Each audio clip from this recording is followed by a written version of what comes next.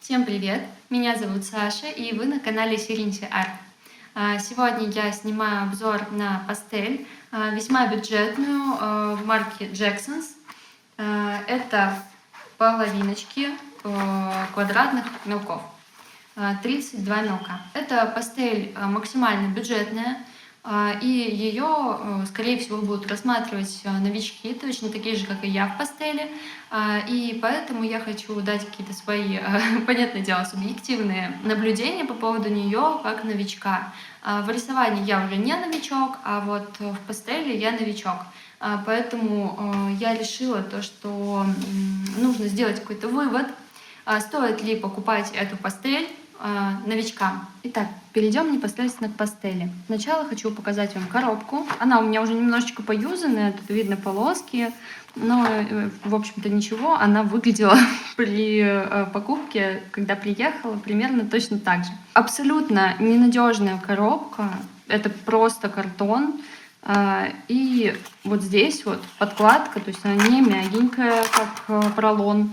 Это просто пластик. Доставать неудобно мелочки, потому что здесь есть такие вот выемки под пальцы. Но, если честно, я все время достаю мелки вот так, потому что это банально удобнее. Не везде есть вот эта выемка, допустим, вот сбоку нет выемки, и ты как-то пытаешься сюда засунуть палец, а он не просовывается между двух мелков, и ты такой: нет, помогите, но все равно ничего не выходит. Поэтому за коробку, которая, кстати, очень легко открывается просто, поэтому в поездках есть вероятность того, что она легко рассыпется, и вы просто потом будете собирать пастель по всему своему чемодану, сумке и так далее. Так что за коробку я ставлю достаточно большой минус, но для такой бюджетной, очень бюджетной пастели, в принципе, сойдет. Тут я ничего другого даже не ожидала. Собственно, по мелкам.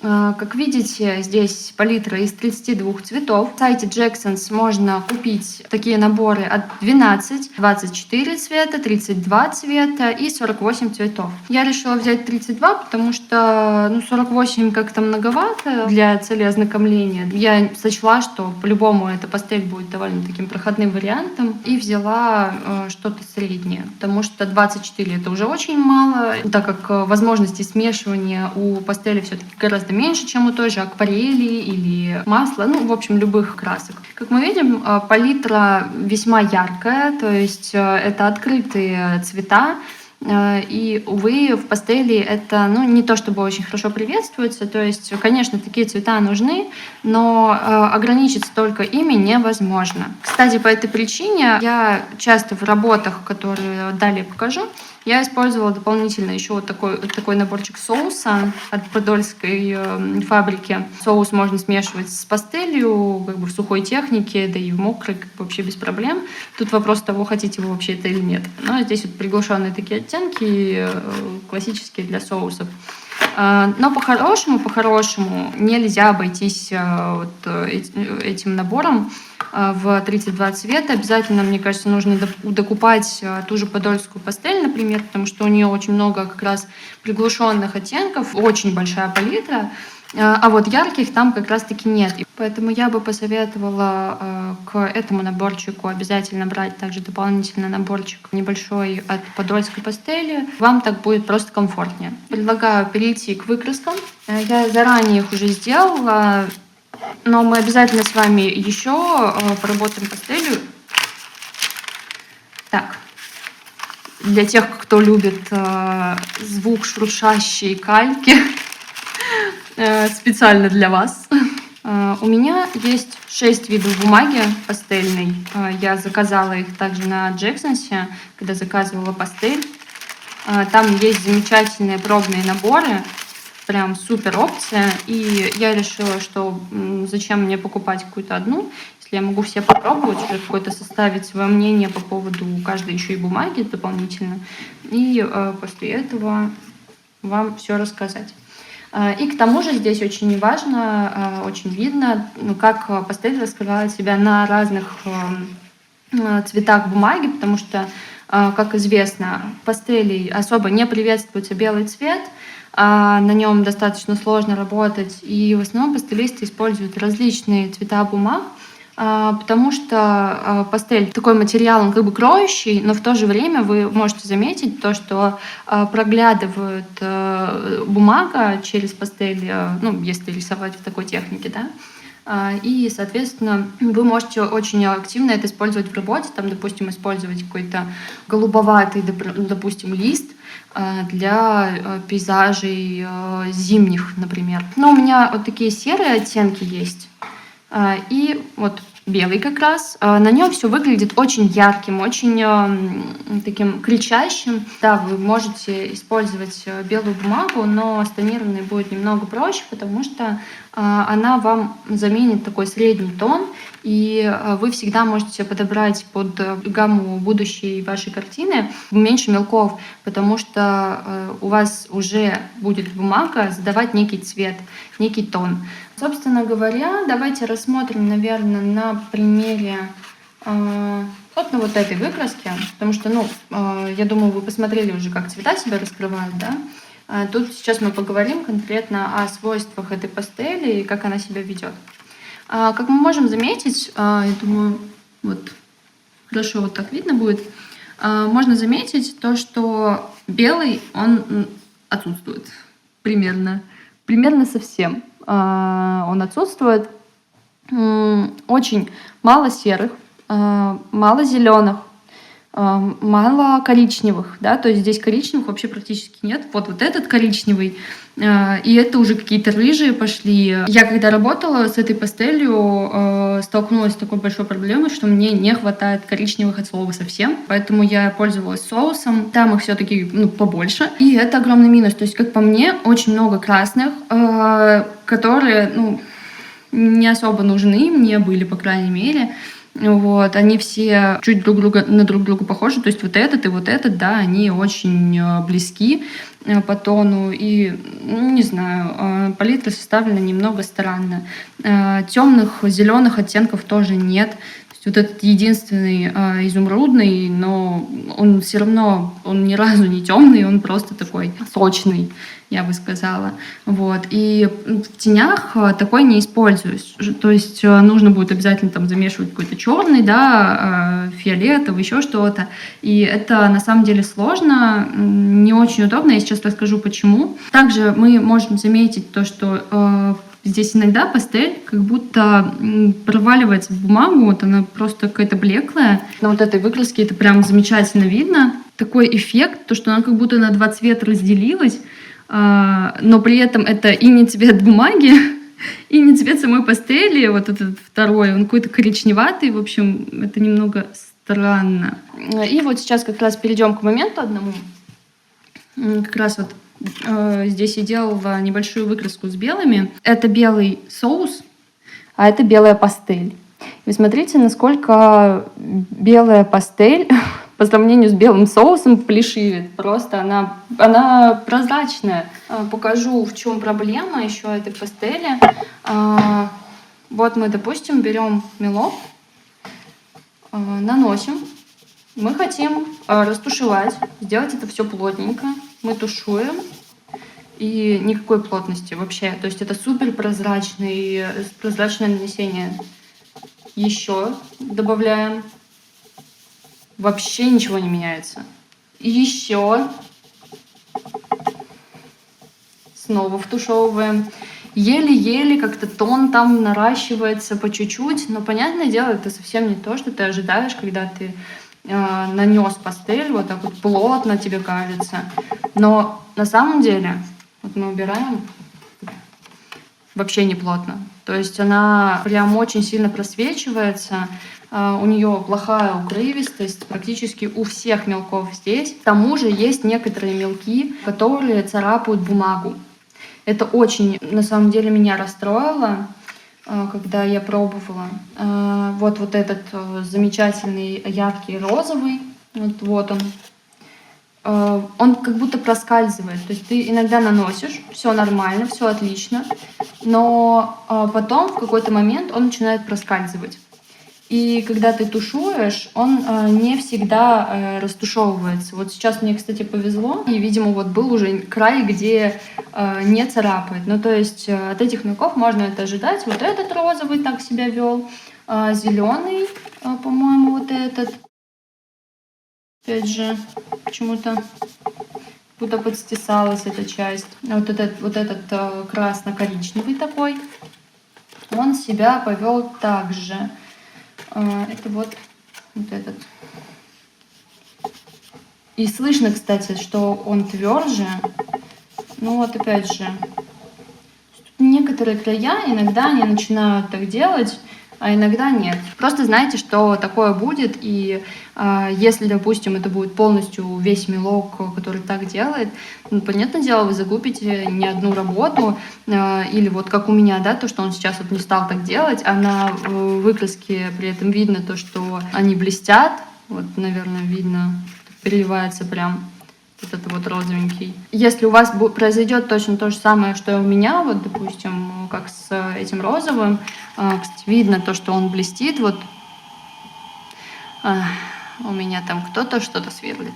И вы, допустим, также на другой бумаге попробуете или попробуете, там, не знаю, другим краем, он не будет так блестеть, не будет проскальзывать, и все будет с ним отлично. Вы подумаете: о, классно, офигенно, начинаю рисовать, идете рисовать, и тут случается проблема. Допустим, вы уже почти закончили рисунок, решили поставить яркий акцент этим замечательным розовым, и тут бац, и он просто вам процарапал всю работу, стер весь красочный слой, и вы такие: класс. Скорее всего, эти мелки я не буду использовать, которые на выкрасках так себя показывали, потому что не показывали себя на всех выкрасках так.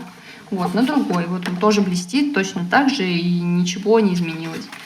Я их просто, они либо будут лежать здесь, либо я их выброшу, либо там перетолку и сделаю себе, да, другой мелок с другими цветовыми параметрами. Вот.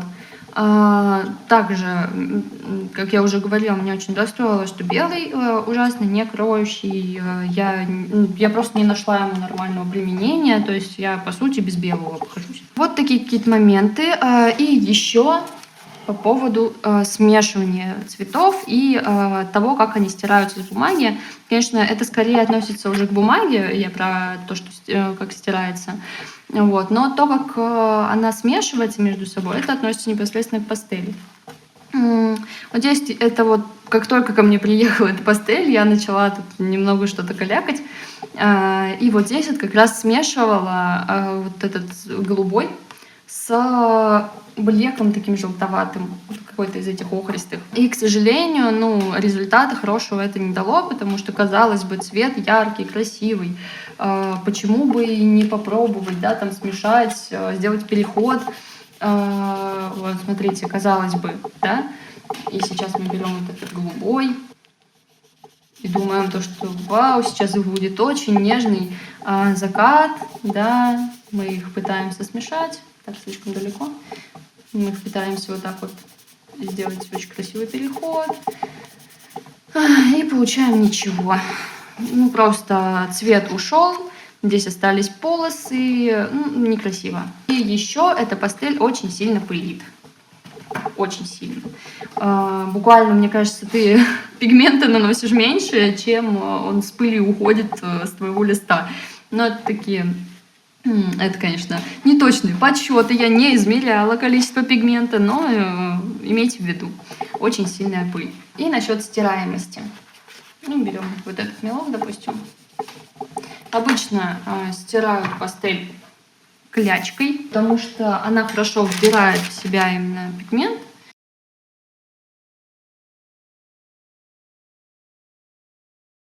Но эта пастель заявлена как мягкая, но она на самом деле очень твердая, и из-за этого она въедается в бумагу, и иногда ее прям очень сложно вывести, но тем не менее в основном все окей. Я стирала уже эту пастель с разных бумаг, и в принципе это возможно. Теперь хочу показать работы, которые я нарисовала этой пастелью, показать какие-то моменты, которые мне не понравились. Вот, допустим, возьмем вот эту работу. Так, тут моя последняя работа. Бумага, кстати, мне совершенно не понравилась. Что я могу отметить по этой работе? Мы замечаем то, что у дерева есть как бы переход, да, градация цвета, но сделана она исключительно благодаря тому, что у меня есть соус. Если бы у меня не было соуса, вот средний тон, он был бы никакой. То есть его бы просто не было, потому что там есть как бы светлые серые, вот 2 светлых серых и черный, а это уже коричневые. И, ну, просто невозможно было бы сделать такое черное дерево в тумане. Дальше всем любителям пошуршать посвящается. Это вообще мой самый первый рисунок, который я нарисовала пастелью, небольшой натюрморт. И здесь мы как раз-таки наблюдаем, да, вот, кстати, пошивый, здесь мы как раз-таки наблюдаем проблему с зелеными. Это яблоко, оно просто ужасное, потому что тени в нем грязные, мутные, просто черные. Какие-то блики, да, на яблоке, его оттенок, ну, вообще нет. То есть все поблекло, яблоко выглядит плоско. И, ну, мне не понравилось вообще работать с зелеными в этом наборе, потому что это ад какой-то.